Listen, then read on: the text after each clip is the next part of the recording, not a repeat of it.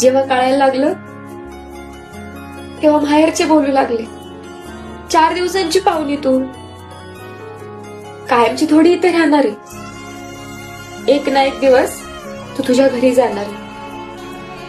आणि जेव्हा नवऱ्याच्या घरी आले तेव्हा नवऱ्याच्या घरचे आणि नवरा हेच बोलू लागला, तुझ्या बापाचं घर नाहीये हे, जा तुझ्या बापाच्या घरी. ज्या घरासाठी मी दिवस रात्र कष्ट करते, माझ्या अस्तित्वासाठी लढते, त्या घरासाठी सुद्धा परकी. आणि ज्या घरात मी जन्म घेतला त्या घरासाठी सुद्धा मी परकीच. जर ह्या दोन्ही घरासाठी मी परकी आहे तर माझा काय अर्थ आहे? याच साठी का मी जन्म